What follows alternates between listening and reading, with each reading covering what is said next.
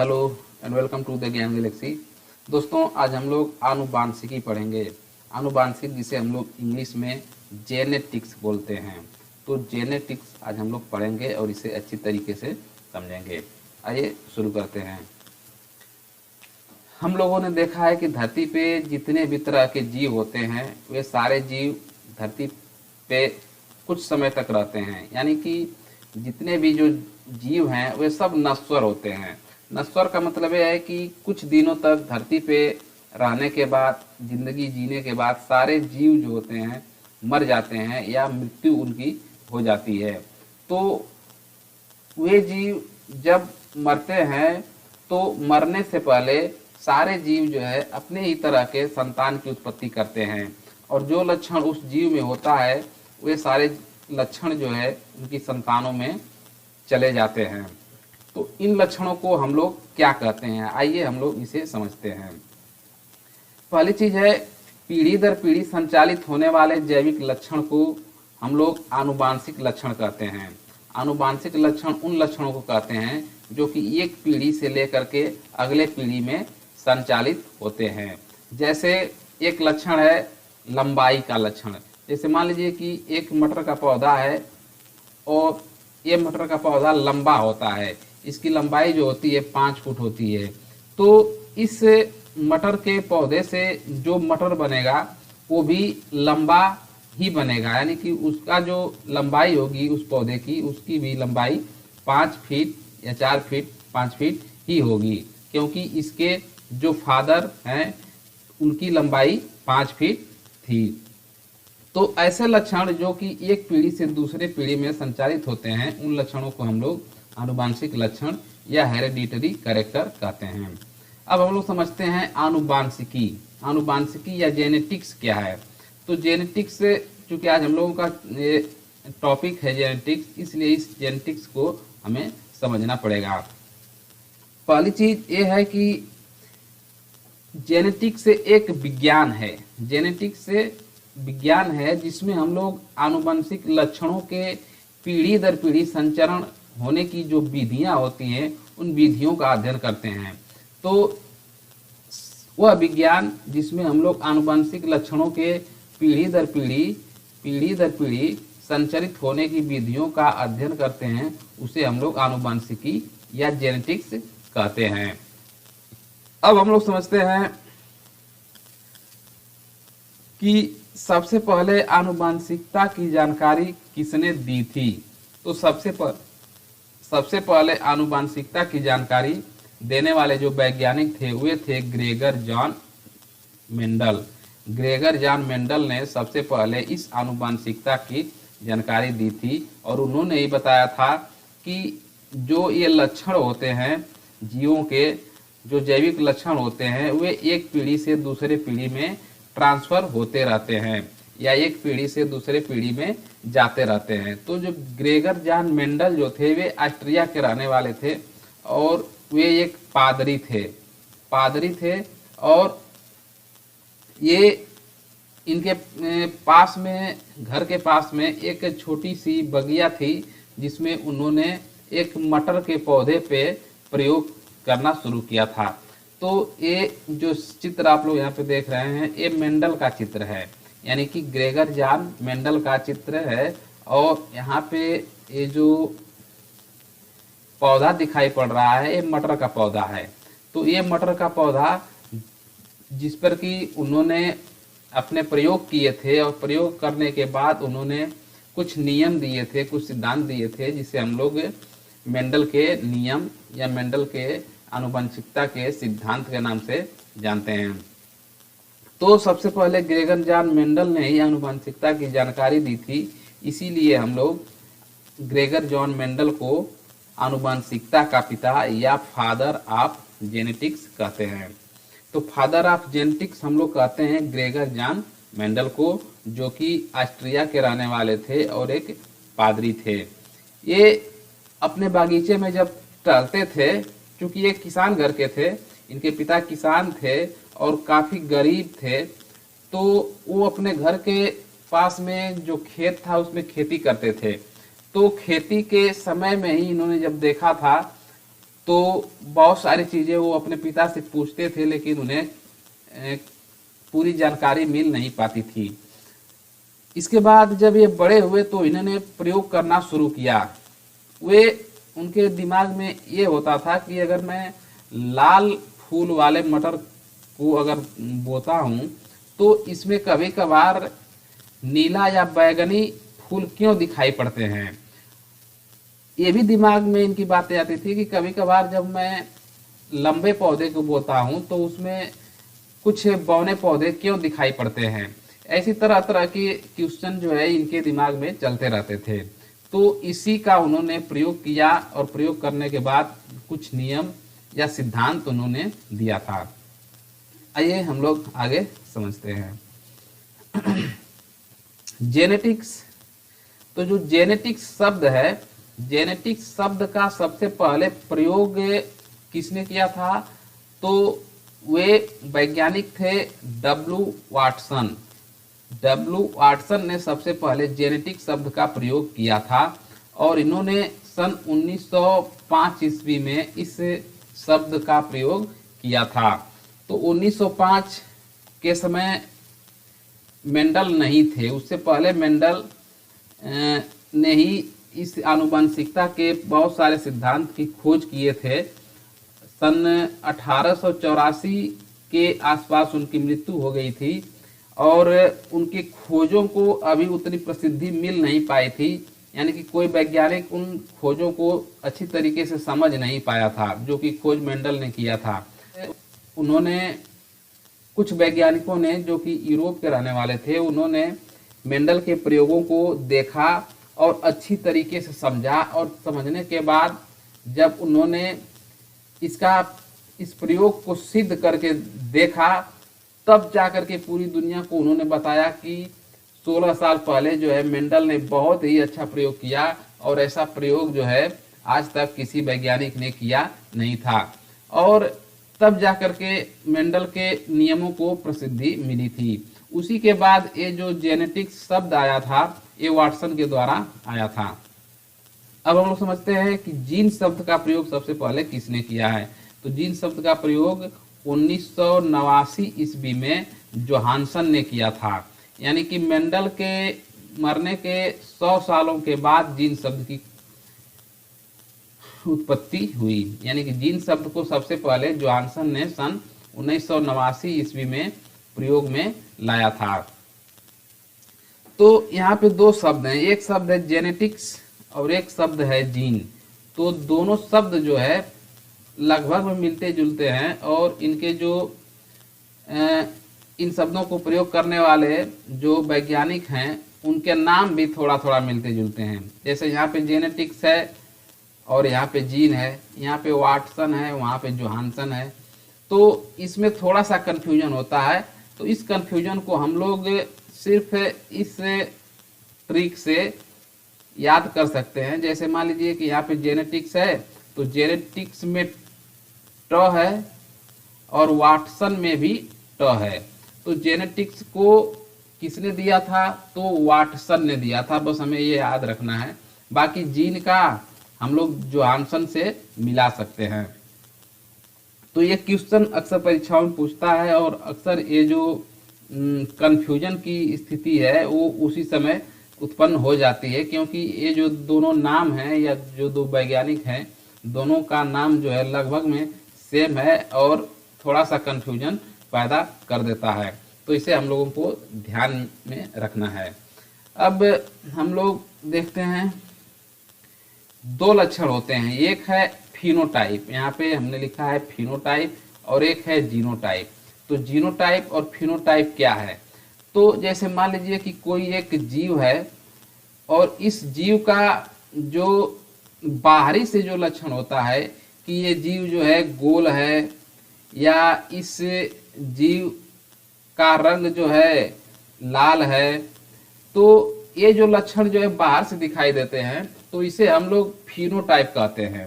यानी कि वैसे लक्षण जो जीवधारियों में प्रत्यक्ष रूप से दिखाई पड़ते हैं उसे हम लोग फिनोटाइप कहते हैं। जैसे कोई जीव है तो गोल है, तो ये बाहर से दिख रहा है कि ये गोल है, और इसका कलर रेड है तो ये भी बाहर से दिख रहा है कि रेड है। लेकिन इसके अंदर जीन कैसा है, तो इसके अंदर दो तरह के जीन हो सकते हैं। एक बाहर से ही देखते हैं, लेकिन इसके अंदर जो जीन होता है उन जीन को हम लोग देख नहीं पाते हैं। तो वैसे लक्षण जो जीवधारियों के जीन में होते हैं, उन लक्षणों को हम लोग जीनोटाइप कहते हैं। तो दो तरह के हमें लक्षण याद रखना है। पहली चीज की जो बाहर से दिखाई देने वाले होते हैं और जो अंदर से उसके जीन में होते हैं। तो दो लक्षण जिसे हम लोग जीनोटाइप और फिनोटाइप के नाम से जानते हैं। तो फिनोटाइप का मतलब कि बाह्य दृश्य यानी कि बाहर से देखने में वो कैसा है, और जीनोटाइप का मतलब कि उसके अंदर जो जीन है वो कैसा है। अब हम लोग समझते हैं आगे हम लोग फूल के बारे में थोड़ा सा जानकारी ले लेते हैं, क्योंकि इसमें हम लोग आगे चल करके थोड़ा सा दिक्कत होगा, और अगर फूल के बारे में नहीं समझेंगे तो आगे का जो लेक्चर है थोड़ा सा दिक्कत पैदा करेगा। इसलिए हम लोग इससे फूल को भी समझ लेते हैं। तो फूल यहाँ पे है, इस बहुत सारे यहाँ पे अंग आप लोगों को दिखाई पड़ रहे हैं, लेकिन फूल में मुख्यतः चार भाग होते हैं। पहला भाग जो होता है इसका ये बाह्य दल होता है। इसके बाद जो दूसरा लक्षण होता है वो दल होता है, और जो तीसरा जो भाग है इसका वो है पुंकेसर। ये जो रचना आप लोगों को दिखाई पड़ रही है लंबी सी, ये रचना है पुंकेसर, और एक रचना है यहाँ पे आपको स्त्री केसर। तो चार मुख्य रूप से फूल के चार भाग होते हैं, स्त्री केसर, पुंकेसर और दल और बाह्य दल। तो किसी फूल में जैसे मान लीजिए कि यहाँ पे एक कोई फूल है, तो इस फूल में यहाँ पे है, तो इस फूल में ये जो रंगीन वाला पोर्शन होता है ये दल का होता है, और इसके बाद जो यहाँ पे ग्रीन कलर का जो रचना दिखाई पड़ती है आप लोगों को, वो बाह्य दल का होता है। तो जो बाह्य दल होता है ये ग्रीन कलर का होता है, और ये पूरे फूल को चारों तरफ से घेरे रहता है। भले ही पूरे फूल को न घेर पाए, लेकिन नीचे से सबसे बाहरी हिस्सा फूल का यही दिखाई पड़ता है, और ये ग्रीन कलर का होता है। इसके बाद जो दल होता है जिसे हम लोग पंखुड़ी के नाम से भी जानते हैं, तो वो रंगीन भाग होता है। और ये जो रंगीन जो चौड़ा वाला भाग आप लोगों को यहाँ पे दिखाई पड़ रहा है, तो ये रंगीन भाग ही किसी कीट को या किसी जीव को आकर्षित करता है, क्योंकि ये काफी रंगीन होता है, और इसी के वजह से लोग किसी फूल से ज्यादा आकर्षित होते हैं। तो जो दल है जिसे हम लोग पंखुड़ी के नाम से जानते हैं, तो इसे हम लोग पंखुड़ी बोलते हैं, और ये रंगीन भाग होता है। इसके बाद ये जो पुंकेसर है, तो पुंकेसर को हम लोग नर जनन अंग कह सकते हैं, यानी कि ये फूल का एक नर भाग होता है। ये फूल का नर भाग होता है, और जो ये बीच की रचना होती है जिसे हम लोग स्त्री केसर कहते हैं, तो ये फीमेल आर्गन होता है फूल का। तो ये चार चीजें हैं।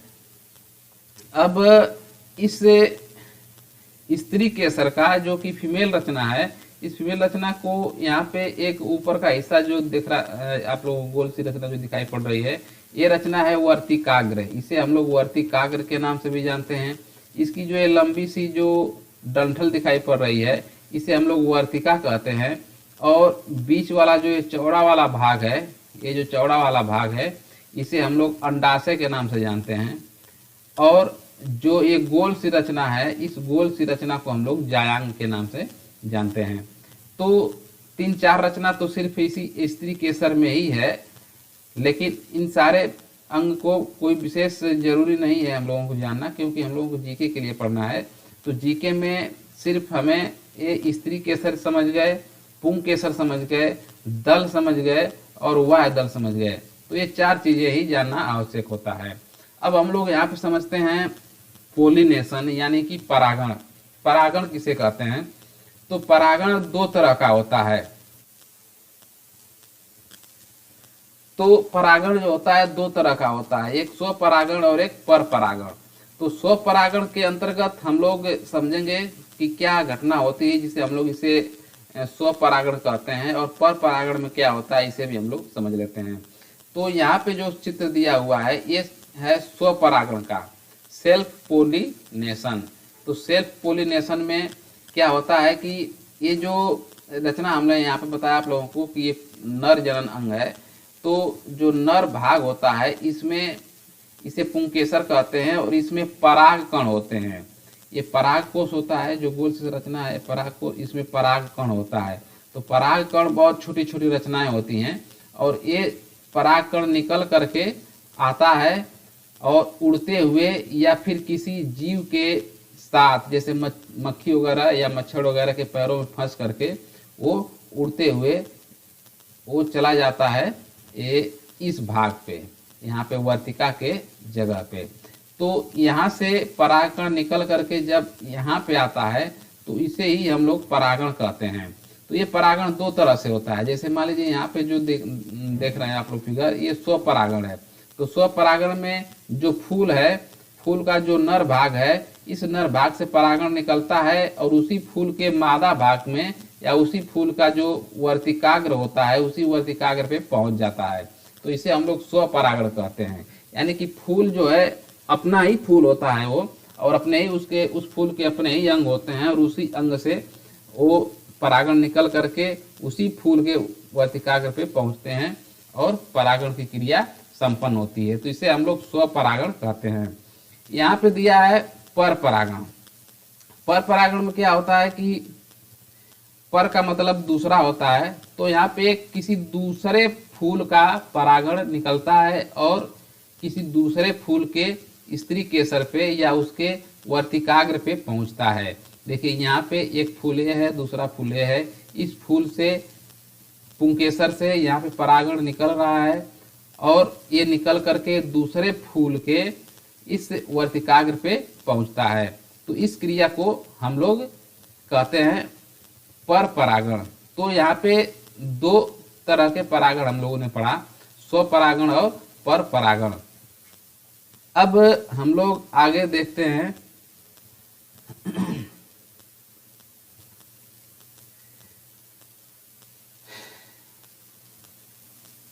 अब जो है यहाँ पे हम लोग एक चीज समझते हैं कि मेंडल के बारे में, कि मेंडल ने किस पौधों पे प्रयोग किया था। तो हम लोगों ने इसे पहले ही पढ़ लिया है कि मेंडल ने अपने जो प्रयोग किया था वो मटर के पौधे पे किया था।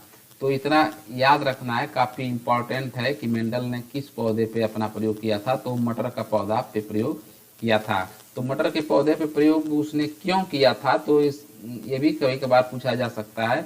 तो चूंकि मटर का जो पौधा होता है आसानी से हर जगह मिल जाता है और बहुत कम समय में ही इसकी लाइफ साइकिल पूरी हो जाती है, इसीलिए मेंडल ने इस मटर के पौधे पे प्रयोग किया था।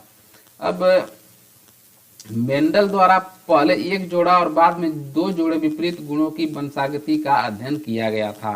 यानी कि उन्होंने पहले एक जोड़े का, जैसे लंबा और बौना दो तरह के पौधे का उन्होंने पहले अध्ययन किया। तो लंबा पौधा का क्रॉस उन्होंने बौने पौधे से कराया और उन्होंने देखा कि इससे कैसे जीव पैदा होते हैं। इसके बाद मेंडल ने एक संकरीय क्रॉस के लिए लंबे और बौने पौधे के बीच क्रॉस कराया।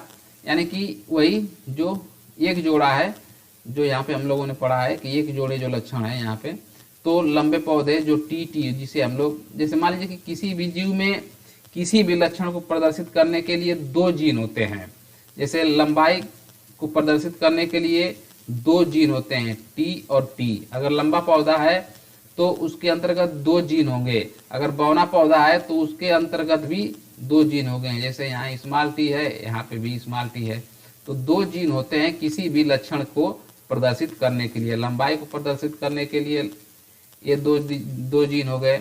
उसके रंग को प्रदर्शित करने के लिए भी, जैसे हरा है तो हरा के लिए अगर हम लोग जी अगर लिखते हैं तो दो जी लिखना पड़ेगा, क्योंकि दो जीन होते हैं हरे रंग को प्रदर्शित करने के लिए। तो किसी भी लक्षण को प्रदर्शित करने के लिए किसी भी जीव में कम से कम 2 जीन होते हैं।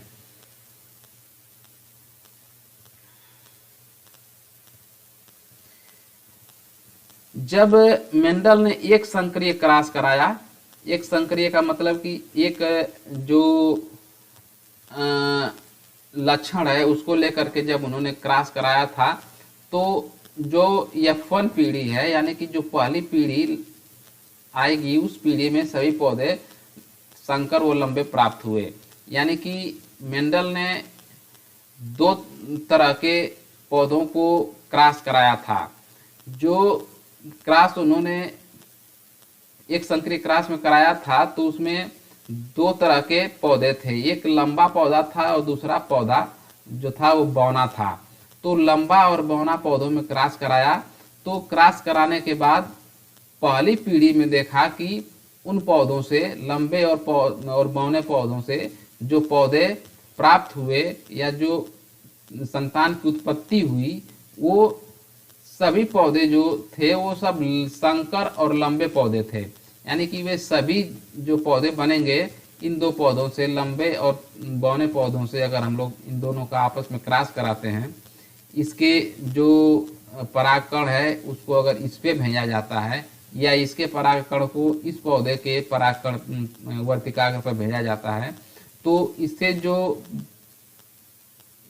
पौधे जो बनेंगे आगे आने वाली पीढ़ी में, वे सारे पौधे जो है लंबे होंगे, सभी पौधे जो है लंबे होंगे लेकिन संकर होंगे। संकर का मतलब यहाँ पे संकर लिखा है स्मॉल सा है, तो इस संकर का मतलब होता है कि जो उसका जीन है उस जीन में 2 तरह के जीन होंगे। जीनोटाइप जिसे हम लोगों ने पढ़ा था, आगे पीछे हम लोग पढ़ा है जीनोटाइप। तो जो जीनोटाइप होगा उसमें जैसे मान लीजिए कि एक लंबा और एक स्मॉल, 2 तरह का जीन दिखाई पड़ेंगे इसमें। अगर उन जीनों को अगर देखा जाएगा तो उसमें 2 तरह के जीन रहेंगे, एक लंबा का रहेगा और एक बौना का रहेगा। लेकिन जो बाहर से पौधा देखने में लगेगा वो लंबा ही होगा, ये पौधा जो है बाहर से लंबा होगा, क्योंकि इस स्मॉल टी का प्रभाव जो होता है इसके आगे नहीं पड़ता है। यानी कि बाह्य जो रूप होता है, बाह्य रूप में इसका प्रभाव ज्यादा प्रभावी होता है, तो इसका प्रभाव छुप जाता है। तो ये स्मॉल यानी कि बौना का जो गुण है दिखाई नहीं पड़ेगा और पहली पीढ़ी में सारे पौधे जो है लंबे दिखाई पड़ेंगे। इन पौधों का स्वपरागण कराने पर F2 पीढ़ी में पौधों का फिनोटाइप अनुपात 3:1 होगा और जीनोटाइप अनुपात 1:2:1 प्राप्त होगा। इसे हम लोग यहाँ पे समझ में नहीं आ रहा है तो इसको हम लोग इस चित्र के माध्यम से समझ सकते हैं। जैसे यहाँ पे 2 पौधे हैं, एक पौधा है लंबा जिसका लंबाई का जो जीन है T और T से दिखाया गया है, और यहाँ पे जो छोटा पौधा है बौना पौधा, इसका जो जीन है इसे हम लोग स्मॉल टी के नाम से जानते हैं। तो 2 टी यहाँ पे भी हैं लेकिन ये दोनों स्मॉल हैं और ये प्रदर्शित कर रहे हैं कि ये पौधा जो है बौना है और पूरी तरह से बौना है, इसमें लंबाई का गुण बिल्कुल भी नहीं है। और यहाँ पे जो पौधा है ये लंबा पौधा है और ये भी पूरी तरह से ओरिजिनल लंबा पौधा है, क्योंकि इसका जो जीन है वो डबल कैपिटल टी है। तो यहाँ पे ये शुद्ध लंबा है और यहाँ पे भी ये शुद्ध बौना है। तो शुद्ध लंबा और शुद्ध बौना के बीच जब क्रॉस होता है, परागण होता है, चूंकि कृत्रिम परागण ही कराया जाता है। कृत्रिम का मतलब होता है कि कोई व्यक्ति जो है दोनों पौधों के बीच क्रॉस कराता है, ये अपने से क्रॉस नहीं होता है। जैसे मान लीजिए मक्खी, यहाँ से मक्खी इसके पोलन ग्रैंड को उठा करके अगर इसके वर्तिकाग्र पर पहुंचाए तो इसे हम लोग कृत्रिम नहीं कहेंगे, इस परागण को कृत्रिम परागण नहीं कहेंगे, इस परागण को हम लोग कहेंगे कि ये नेचुरल परागण हुआ है या हुआ है। लेकिन यहाँ पे है कृत्रिम परागण। तो कृत्रिम का मतलब कि चूंकि हम लोगों को प्रयोग करना है, तो मेंडल ने जो प्रयोग किया था वो खुद किया था, इसीलिए इस परागण को हम लोग कृत्रिम परागण कहे हैं। अब देखिए यहाँ पे इस कैपिटल टी का जो पौधा है, यानी कि लंबा जो पौधा है, शुद्ध लंबा पौधा, इसका जब युग्मक बनता है तो ये टी, और इसका जब युग्मक या युग्म बनता है तो उसे हम लोग टी के नाम से जानते हैं। तो ये दोनों टी आपस में मिलते हैं और एक कैपिटल और एक स्मॉल टी यहाँ पे दिखाई पड़ रहा है आप लोगों को। तो ये जो कैपिटल टी है लंबाई को बता रहा है, और ये जो स्मॉल टी है वो स्मॉल टी जो है पौधे के बौनापन को बता रहा है, यानी कि ये पौधा जो है, या जो ये जो गुण है, बौना होने का गुण है।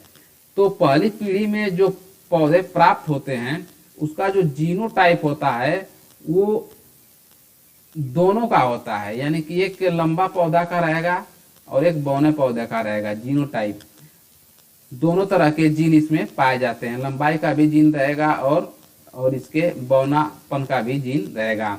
लेकिन जो इसका फिनोटाइप है, यानी कि वह है जो दृश्य है, इसका बाहर से जो देखने पे पौधा जो समझ में आता है वो लंबा होता है, यानी कि इससे जो स्मॉल टी है इसका गुण जो है छिप जाता है और लंबाई का जो गुण होता है ये दिखाई पड़ता है। तो पहली पीढ़ी में, अब इन दोनों को अगर क्रॉस कराते हैं तो पहली पीढ़ी में जो पौधा, F1 पीढ़ी में जो पौधा प्राप्त होते हैं सभी पौधे लंबे होते हैं, संकर लंबे होते हैं। संकर का मतलब होता है जो कि शुद्ध या अशुद्ध लंबे होते हैं, शुद्ध लंबे नहीं होते हैं, अशुद्ध होते हैं।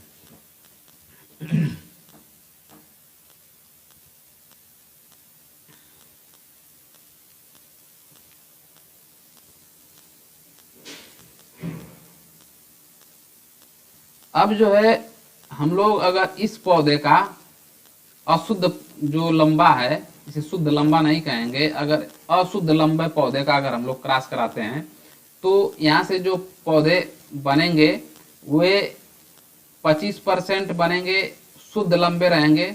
जो 25% पौधे बनेंगे वो शुद्ध लंबे रहेंगे। इसके बाद जो 50% पौधे होंगे वो संकर लंबे होंगे, यानी कि इनके जैसा होता है। 50% की इनकी संख्या जो होती है संकर लंबों के जैसी होती है, और जो 25% और पौधे हैं वो शुद्ध बौना होंगे, यानी कि उसमें सिर्फ और सिर्फ ये लक्षण दिखाई देगा बौना होने का, बाहर से भी और जीन अगर चेक करेंगे तो जीन में भी। तो ये शुद्ध बौना है, तो शुद्ध बौना है तो इसकी लंबाई भी छोटी होगी और इसके जो जीन होंगे वो सिर्फ स्मॉल टी ही होंगे। अब अगर हम लोग इन लोगों को क्रॉस कराते हैं, स्वपरागण कराते हैं, तो इससे सिर्फ और सिर्फ लंबे पौधे प्राप्त होंगे। इससे फिर वही स्थिति होगी, अगर इसका स्वपरागण कराते हैं तो इसी की तरह जो यहाँ पे हम लोग रिजल्ट मिला है वैसा ही रिजल्ट यहाँ आगे भी मिलेगा। और इसका अगर हम लोग स्वपरागण कराते हैं तो इसका जो रिजल्ट आएगा सिर्फ बौने पौधे ही दिखाई देंगे। तो F2 पीढ़ी में जो फिनोटाइप अनुपात है, फिनोटाइप का मतलब कि जो देखने में, बाहर से देखने में जो अनुपात है वो 3:1 का है। तो 3:1 क्यों कहा गया है? क्योंकि यहाँ पे 50% ये है और 25% ये है। तो फिनोटाइप में 25% ये और 50% ये, 75% पौधे क्या होते हैं कि ये लंबे होते हैं। फिनोटाइप यानी कि दृश्य रूप में, अगर बाहरी वाह दृश्य रूप जो होगा इन लोगों का हम लोग देखते हैं तो वे बाहर से देखने में लंबे दिखाई पड़ेंगे, लेकिन ये जो 25% पौधे हैं ये छोटे होते हैं। तो ये जो अनुपात है इसे हम लोग 3:1 का अनुपात लिख सकते हैं, क्योंकि 75% है और 25% है। तो अगर इसे हम लोग अनुपात के रूप में देखें तो 3:1 का अनुपात आएगा। जैसे यहाँ पे 75 है, 75 और यहाँ पे है 25, तो 25 से इसको कटाएंगे तो एक बार में कटेगा और 25 तिया 75 ये 3 बार में कटेगा। तो दोनों का ये अनुपात 3:1 का आएगा। जीनोटाइप अनुपात अगर हम लोग देखते हैं तो जीनोटाइप अनुपात जो है 1:2:1 का होता है। तो 1:2:1 का मतलब ये होता है कि 25% शुद्ध लंबे हैं, 25% शुद्ध बौने हैं और 50% संकर लंबे हैं। तो ये संकर लंबे को यहाँ पे दिखा रहा है 2, ये जो 2 है ये संकर लंबे को बता रहा है। इधर वाला जो 1% है ये इस शुद्ध लंबे को बता रहा है, इधर वाला जो 1% है ये शुद्ध बौने पौधे को बता रहा है। तो ये 25 50 और 25। तो अगर इसे हम लोग 25 से कटाते हैं तो 1 2 और 1 संबंध है, 2 संबंध है, 1 का अनुपात यहाँ पे प्राप्त होता है। ये जीनोटाइप अनुपात है। तो ये रहा जो मेंडल का मोनोहाइब्रिड क्रॉस है उसका रिजल्ट। तो मोनोहाइब्रिड क्रॉस, पहले चीज तो हम लोग थोड़ा सा समझते हैं क्रॉस कैसे कराया जाता है, उसके बारे में भी हम लोग देख लेते हैं कि क्रॉस कैसे होता है, ताकि हम लोगों को भी अगर ऐसे क्रॉस कराना पड़े तो कैसे कराएंगे।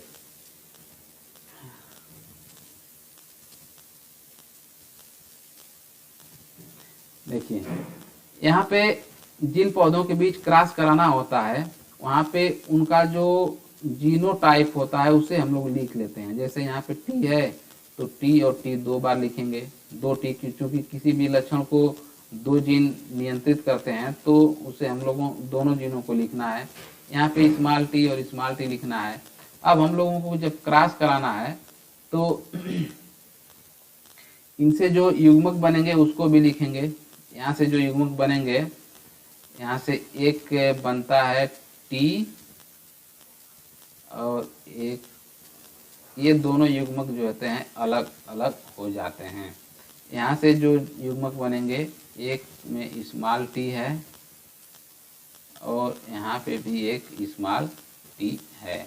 अब क्रॉस कैसे कराना है, देखिए यहाँ पे ये जो टी है इसका एक बार क्रॉस हम लोग कराएंगे इसके स्मॉल टी से, इसके स्मॉल टी से क्रॉस कराएंगे तो जो पौधा बनेगा कैपिटल टी और स्मॉल टी बनेगा।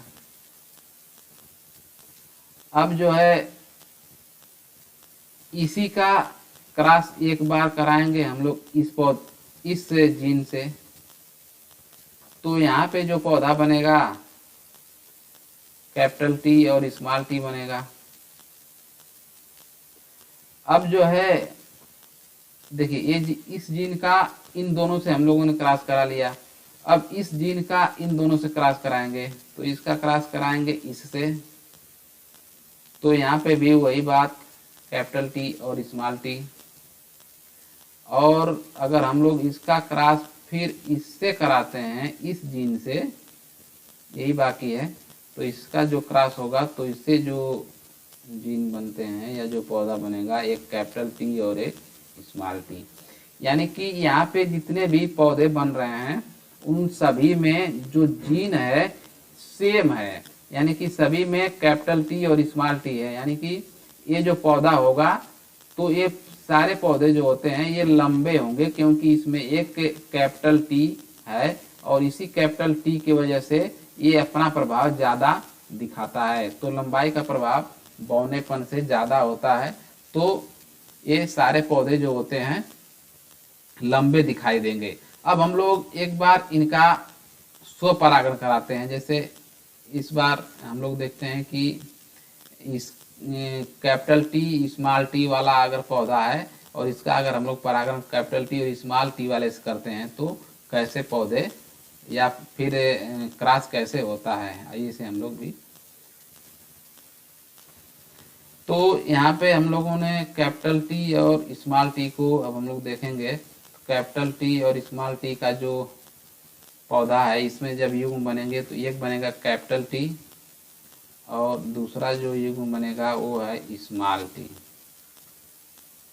यहाँ पे भी वही सेम चीज रहेगा, कैपिटल टी और स्मॉल टी, ये युग्म बनेंगे। यानी कि इन दोनों जीनों से इन दोनों जीनों का क्रॉस बारी बारी से होगा। देखिए इसका क्रॉस जब हम लोग इसके कैपिटल टी से कराते हैं तो यहाँ पे जो पौधा बनेगा उसके अंतर्गत जो जीन होंगे वे कैपिटल टी होंगे, दोनों कैपिटल टी होंगे। चूंकि ये भी कैपिटल टी है ये भी कैपिटल टी है, इसीलिए इन दोनों के जो क्रॉस कराने पे जो जीन बनेंगे वो कैपिटल टी बनेंगे। यहाँ पे इसका क्रॉस अब हम इससे कराएंगे इस जीन से, तो यहाँ पे जो जीन बनेंगे एक कैपिटल टी रहेगा और एक स्मॉल टी रहेगा। अब जो है इसका क्रॉस हम लोग यहाँ से कराते हैं इससे, तो यहाँ पे जो जीन पौधों के अंतर्गत बनेगा वो देखिए यहाँ पे कैपिटल है यहाँ पे स्मॉल है, तो यहाँ पे कैपिटल और यहाँ पे स्मॉल लिख देते हैं। और यहाँ पे अब हम लोग इस इस्तेमाल का इस इस्तेमाल से कराते हैं, तो यहाँ पे जो पौधा बनेगा उस पौधे में जो जीन होंगे दोनों जो है स्मॉल टी होंगे। तो ऐसे क्रॉस कराते हैं। देखिए अब ये जो 4 तरह के पौधे बन रहे हैं, तो पहली तरह का जो पौधा बन रहा है उसमें कैपिटल टी है, यानी कि ये पौधा शुद्ध है, लंबा है। ये जो 2 तरह के पौधे बने हैं बीच में, ये जो है अशुद्ध लंबे हैं, यानी कि पूरी तरह से शुद्ध नहीं, लंबे तो हैं लेकिन शुद्ध नहीं है, क्योंकि इनके जीन में ये बौना का भी लक्षण दिखाई पड़ रहा है। और यहाँ पे जो एक पौधा बना है ये शुद्ध बौना पौधा बना है। तो अगर हम लोग इसे अनुपात के रूप में देखें तो 1 संबंधे 2 संबंधे 1 का अनुपात इसके जीनोटाइप में दिखाई पड़ेगा। और फिनोटाइप में देखें अगर हम लोग, तो ये चूंकि ये पौधा भी लंबा है और ये दोनों पौधे भी लंबे हैं, भले ही संकर हैं, लेकिन तो अगर इन लोगों को हम जोड़ लें तो 2 ए और 1 ए, तो 3 संबंधे 1 का अनुपात इसके फिनोटाइप में होगा, क्योंकि एक जो ये पौधा है सिर्फ यही जो है छोटा है, बाकी सब जो है बड़े हैं। तो ये रहा जीनोटाइप, फिनोटाइप और मोनो हाइब्रिड क्रॉस। और क्रॉस कैसे कराते हैं इसके बारे में हम लोगों ने यहाँ पे समझा। अब हम लोग समझते हैं मेंडल ने द्विसंकरीय क्रॉस के लिए गोल व पीले बीज तथा हरे व झुर्रीदार बीज वाले पौधों का क्रॉस कराया था। जो डाई हाइब्रिड क्रॉस उन्होंने कराया था, यानी कि 2 लक्षणों को एक साथ लेकर के उन्होंने क्रॉस कराया था। हरे हैं, तो इन 2 तरह के लक्षण वाले पौधों का क्रॉस जब होता है तो इसे हम लोग डाई हाइब्रिड क्रॉस कहते हैं। इस क्रॉस में F1 पीढ़ी में गोल तथा पीले बीज वाले संकर पौधे प्राप्त होते हैं। गोल होंगे और पीले बीज होंगे, यानी कि जो भी पौधे प्राप्त होंगे वो सभी जो होंगे, अगर उसको बाहर से देखा जाएगा तो सभी पौधे जो होते हैं गोल होते हैं और पीले बीज वाले होते हैं, यानी कि सेम ऐसे ही होते हैं। इसके जो ये लक्षण है यहाँ पे जो देख रहे हैं, तो ऐसे ही लक्षण जो है उन सारे पौधों में दिखाई पड़ेगा। इसको भी हम लोग चित्र के माध्यम से अभी समझेंगे। दूसरा, इन पौधों का स्वपरागण कराने पर F2 पीढ़ी में फिनोटाइप अनुपात 9 संबंधे 3 संबंधे 3 संबंधे 1 और जीनोटाइप अनुपात 1 संबंधे 2 संबंधे 1 संबंधे 2 संबंधे 4 संबंधे 2 संबंधे 1 संबंधे 2 संबंधे 1 था। देखिए ये इसका जीनोटाइप अनुपात है। जीन भी कितने तरह के जीन इसमें पौधों में जेनेटिकली अगर देखा जाए तो 1 2 3 4 5 6 7 8 9 जेनेटिकली ये पौधे जो है 9 तरह के होंगे, यानी कि इन पौधों में 9 तरह के जीन आप लोगों को दिखाई पड़ेंगे। लेकिन अगर इसका जो बाहरी रूप देखा जाए तो सिर्फ 4 तरह का होगा। तो ये रूप कैसा होगा इसके बारे में भी हम लोग अभी जो फिगर देखेंगे उसमें हम लोग समझ लेंगे। इन दोनों प्रयोगों से प्राप्त निष्कर्षों के आधार पर मेंडल द्वारा कुछ नियम प्रतिपादित किए गए, जिन्हें हम लोग मेंडल का आनुवंशिकता का नियम कहते हैं, जिसे हम लोग मेंडल के आनुवंशिकता के नियम कहते हैं। तो ये जो नियम उन्होंने दिया था इन्हीं दोनों क्रॉस के आधार पर दिया था। एक जो मोनो हाइब्रिड क्रॉस और दूसरा जो था ये डाई हाइब्रिड क्रॉस। इन्हीं दोनों के जो क्रॉस उन्होंने कराया था, इन्हीं दोनों क्रॉस के आधार पर उन्होंने कुछ नियम दिए थे। उन्हीं नियम को हम लोग मेंडल का आनुवंशिकता का नियम कहते हैं। तो ये डाई हाइब्रिड क्रॉस कैसे उन्होंने कराया था इसे हम लोग देख लेते हैं इस फिगर में। देखिए यहाँ पे जो पौधा है वो पौधा का जो बीज है गोल और पीला है। उस पौधे का बीज गोल और पीला को आर आर और वाई वाई। आर आर का मतलब कि एक गोल आकृति को बता रहा है और वाई वाई का मतलब कि एक पीले रंग को बता रहा है। और यहाँ पे झुर्रीदार और हरा जो बीज है तो इसको आर आर और वाई वाई लिखा गया है और ये स्मॉल में लिखा गया है। तो जब इन दोनों के बीच उन्होंने क्रॉस कराया था तो ये जो क्रॉस होगा ये भी कृत्रिम ही होगा, क्योंकि ये किसी मनुष्य के द्वारा ही कराया जा रहा है। तो अब जो है दोनों पौधों में अगर हम लोग क्रॉस कराते हैं तो जो पहली पीढ़ी प्राप्त होगी उसमें इस पौधे का आर और इसका आर यहाँ पे आ रहा है, तो ये आर और आर, चूंकि ये कैपिटल आर यहाँ पे है इसीलिए ये इसका लक्षण जो है गोल इस पौधे में दिखाई पड़ेगा। और यहाँ पे वाई है और यहाँ पे स्मॉल वाई यहाँ पे है, तो ये वाई और वाई, चूंकि यहाँ पे वाई कैपिटल भी है इसलिए पीला रहेगा, तो ये पौधा जो है गोल भी रहेगा और पीला भी रहेगा। तो पहली पीढ़ी में तो सभी पौधे जो है इसी तरह के दिखाई पड़ेंगे, लेकिन अगर इन पौधों का अगर हम लोग स्वपरागण कराते हैं तो स्वपरागण कराने पे जो पौधे प्राप्त होंगे वो 4 तरह के पौधे प्राप्त होंगे। मेंडल ने जो 3 नियम दिए थे वो 3 नियम क्या हैं? मेंडल ने 3 नियम प्रतिपादित किए थे, जिसमें से 2 नियम जो है एक संकरीय क्रॉस तथा तीसरा जो है द्विसंकरीय क्रॉस पर आधारित है। यानी कि जो 3 नियम जो उन्होंने दिया था उसमें से 2 नियम जो है उन्होंने एक संकरीय क्रॉस यानी कि एक लक्षण को लेकर के जो क्रॉस कराया था उस क्रॉस के आधार पर उन्होंने 2 नियम दिए, और जो तीसरा नियम उन्होंने दिया था वो डाई हाइब्रिड क्रॉस के आधार पर दिया था। तो एक नियम है उनका प्रभाविता का नियम।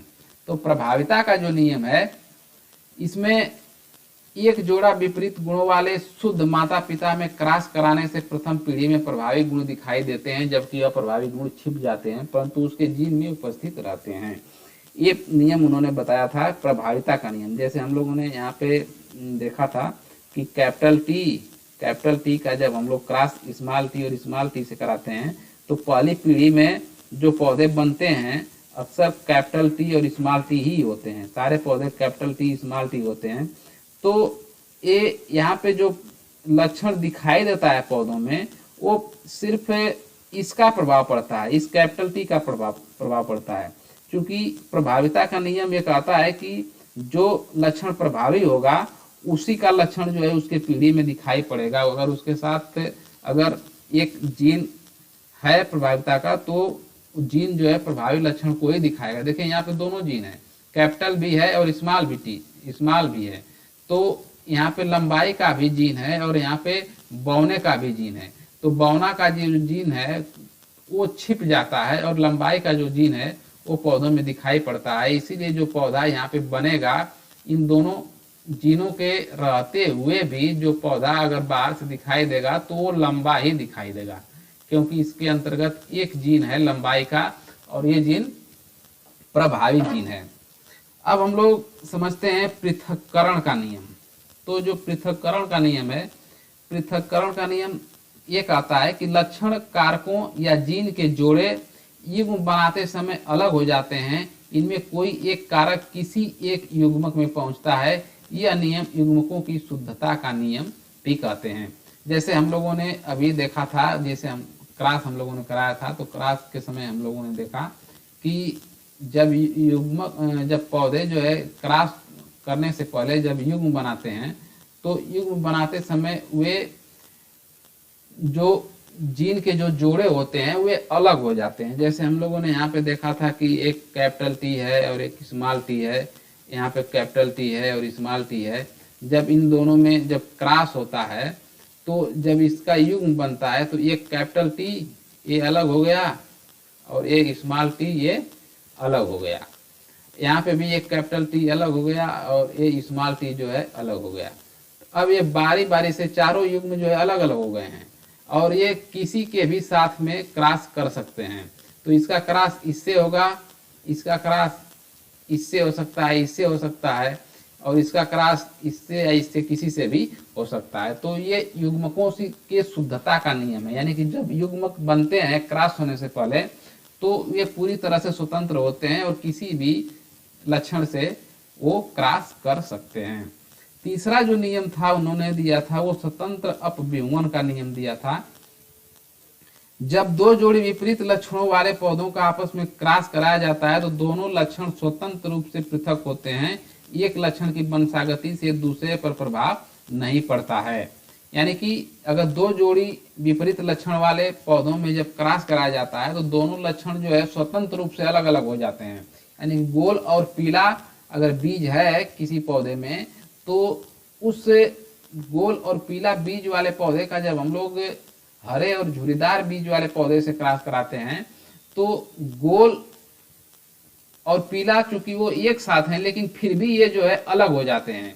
गोल जो है पीला के साथ न जाकर के हरा के साथ भी चला जाएगा, और जो झुर्रीदार है वो हरा के साथ न होकर के पीला के साथ भी चला जाएगा। तो ये पूरी तरह से स्वतंत्र होते हैं, किसी भी लक्षण के साथ जा सकते हैं। तो ये रहा मेंडल का जो नियम है, उस नियम को हम लोगों ने यहाँ पे देखा। अब जो है हम लोग समझते हैं कुछ और चीजें हैं जिसे हम लोग यहाँ पे जान जाते हैं। जैसे एक ही जीन के दो विभिन्न रूपों को प्रकट करने वाले लक्षण को एक दूसरे का एलील कहते हैं। जैसे मान लीजिए कि कोई एक ही गुण को प्रदर्शित करने वाले जो दो लक्षण हैं, जीन हैं, तो उन लक्षण कारक को या जीन को हम लोग एलील कहते हैं। जैसे मान लीजिए कि एक टी है और एक स्मॉल टी है, तो ये एक दूसरे का एलील कहलाते हैं। इसका अगर टी का एलील पूछा जाएगा तो ये कैपिटल टी, इस टी का एलील पूछा जाएगा तो ये स्मॉल टी। तो इसे हम लोग एक दूसरे का एलील कहते हैं। गुणसूत्र के ऊपर पाए जाने वाले आनुवंशिक पदार्थ को जीनोम कहा जाता है। गुणसूत्र के ऊपर जो आनुवंशिक पदार्थ होते हैं, जैसे कि हम लोगों ने देखा है कि सभी जीवों में कुछ गुणसूत्र होते हैं। जैसे मनुष्य में 23 जोड़े गुणसूत्र होते हैं। तो ये जो गुणसूत्र होते हैं, इन्हीं गुणसूत्रों पे जो आनुवंशिक पदार्थ होते हैं, आनुवंशिक पदार्थ का मतलब कि जो एक पीढ़ी से दूसरी पीढ़ी में आने जाने वाले जो लक्षण होते हैं, इन्हीं लक्षणों को हम लोग जीनोम भी कहते हैं। तो इन्हीं को हम लोग जीनोम कहते हैं। अब जो अगला पॉइंट है कि जब दो भिन्न लक्षण एक ही गुणसूत्र पर बंधे होते हैं तो उनकी वंशागति स्वतंत्र न होकर के एक साथ ही होती है। इस घटना को मॉर्गन ने संलग्नता या लिंकेज का, जो मेंडल के नियम का अपवाद है। तो मेंडल के नियम का अपवाद अगर पूछा जाता है तो संलग्नता को हम लोग प्रदर्शित कर सकते हैं या बता सकते हैं कि संलग्नता जो लक्षण है, इसे हम लोग मेंडल के नियम का अपवाद कहते हैं। क्योंकि जो दो भिन्न लक्षण जब एक गुण सूत्र पर होते हैं तो उनकी वंशागति स्वतंत्र नहीं होती है, बल्कि एक साथ ही होती है। अगर एक गुण सूत्र पे दो लक्षण हैं तो दोनों जो है एक साथ ही जाते हैं। इस नियम को मॉर्गन ने दिया था कि इनकी जो वंशागति होगी, अगर एक के जीन पे एक गुणसूत्र पे अगर दो लक्षण बंधे हैं तो दोनों जो है एक साथ जाएंगे। मेंडल ने क्या कहा था कि सभी लक्षण जो है पृथक हो जाते हैं। पृथक्करण का नियम भी दिया था, यहाँ पे पृथक्करण का नियम दिया है, और यहाँ पे स्वतंत्र विहून का नियम दिया है कि दो जोड़ी विपरीत लक्षणों वाले पौधों में अगर हम लोग क्रॉस कराते हैं तो दोनों लक्षण जो है स्वतंत्र हो जाते हैं। स्वतंत्र तो हो जाते हैं, लेकिन अगर वे लक्षण अगर एक ही गुणसूत्र पे हों, एक गुणसूत्र पे बंधे हों, तो वे दोनों लक्षण एक साथ ही जाएंगे अगले पीढ़ी में। तो इसी बात को, इसी घटना को मॉर्गन ने सन 1910 ईस्वी में बताया था, और इसीलिए इसे हम लोग संलग्नता का नियम या लिंकेज कहते हैं, और ये मेंडल के नियम का एक अपवाद है। तो इसे हम लोग याद रखते हैं कि मेंडल के नियम का अपवाद किसे कहते हैं, तो संलग्नता का जो नियम है उसे हम लोग कहते हैं मेंडल के नियम का अपवाद। अब जो है एस बेंजर ने सन 1956 ईस्वी में प्रतिपादित आधुनिक विचारधारा में जीन की इकाई को 3 भागों में बांटा। तो बेंजर ने आधुनिक विचारधारा में जीन की इकाई को 3 भागों में बांटा है। यानी कि जीन जो होते हैं उसके 3 भाग होते हैं। एक भाग को सिस्ट्रॉन कहते हैं, एक को न्यूट्रॉन कहते हैं, और एक को रेकॉन कहते हैं। तो सिस्ट्रॉन जो होता है वो कार्य की इकाई होता है, वो जीन का कार्य क्या है। म्यूटॉन जो है परिवर्तन की इकाई है, और रेकॉन जो है संयोजन की इकाई है। अब जो है हम लोग यहाँ पे समझते हैं कि मानव शरीर में पाए जाने वाले अमीनो एसिड की संख्या। मानव शरीर में 20 प्रकार के अमीनो एसिड पाए जाते हैं। तो ये अक्सर परीक्षा में पूछता है, क्वेश्चन बहुत ही इम्पॉर्टेंट है कि अमीनो एसिड मनुष्य के शरीर में कितने हैं, तो 20 है। अब 1962 ईस्वी में डीएनए पॉलीमरेज एंजाइम की खोज की गई थी, और इसकी खोज की थी आर्थर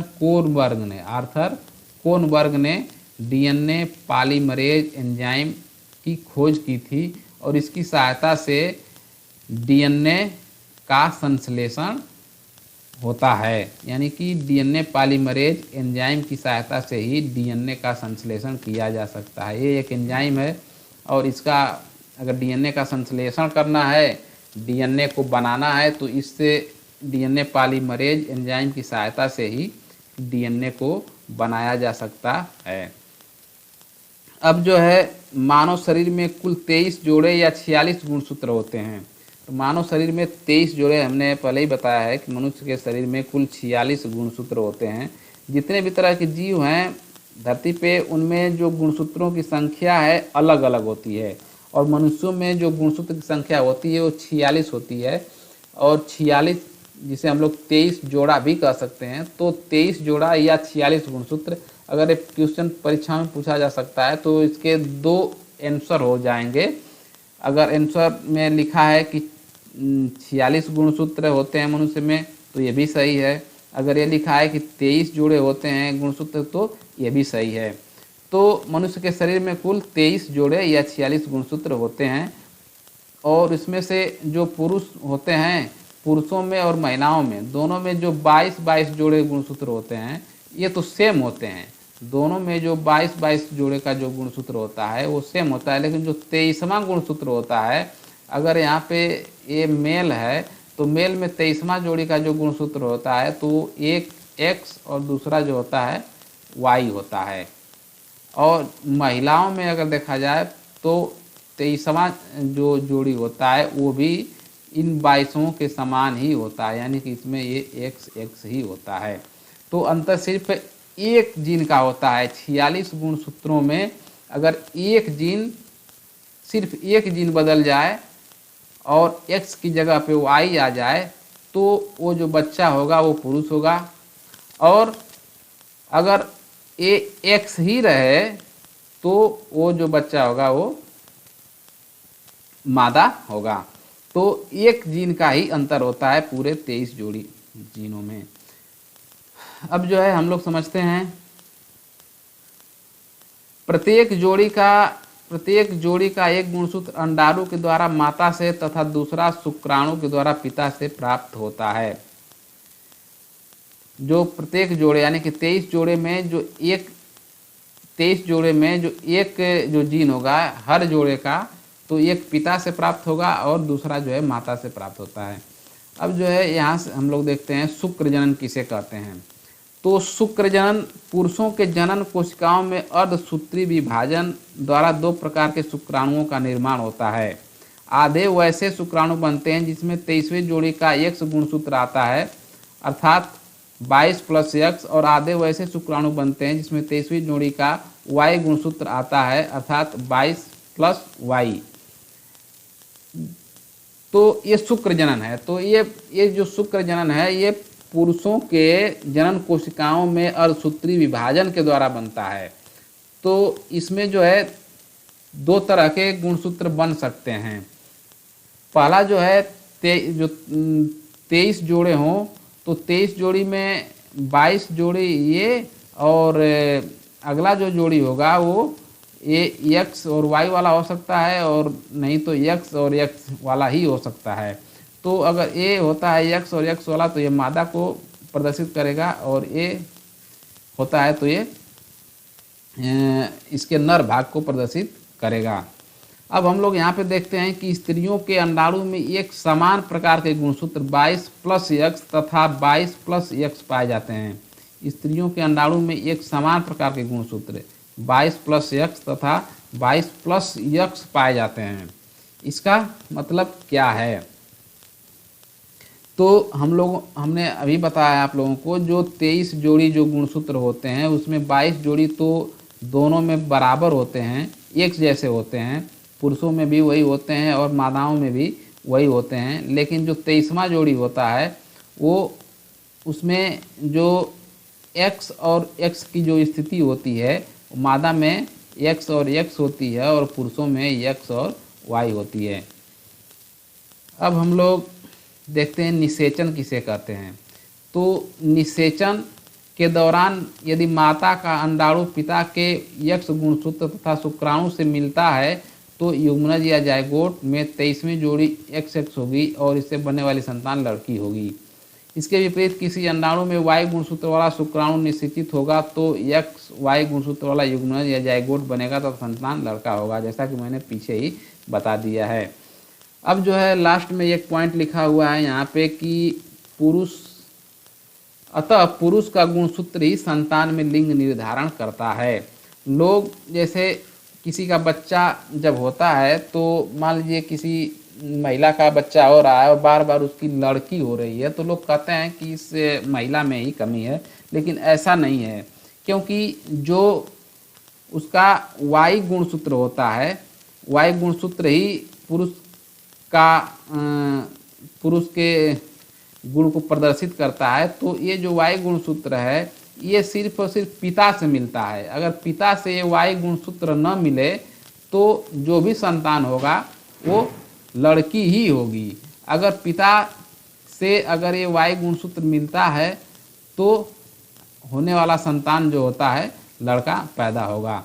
तो इसमें महिलाओं का दोष नहीं होता है, बल्कि अगर देखा जाए तो ये दोष जो है पुरुषों का ही है। लेकिन ये भी दोष नहीं होता है क्योंकि ये एक इत्तेफाक होता है और इत्तेफाक में अब Y गुणसूत्र से क्रॉस होता है कि X गुणसूत्र से होता है, ये कोई कहा नहीं जा सकता है। तो जो संतान की उत्पत्ति होती है माता और पिता दोनों के गुणसूत्रों के मिलने से होती है, और जब दोनों के गुणसूत्र मिलते हैं तो जिस तरह के गुणसूत्र मिलते हैं वैसे ही संतान की उत्पत्ति होती है। अब ये जो चैप्टर था इसे हम लोगों ने समझा जेनेटिक्स का चैप्टर, और इसमें से अगर कुछ जो ऑब्जेक्टिव क्वेश्चन आएंगे उस ऑब्जेक्टिव क्वेश्चन को हम लोग अगले वीडियो में पढ़ेंगे।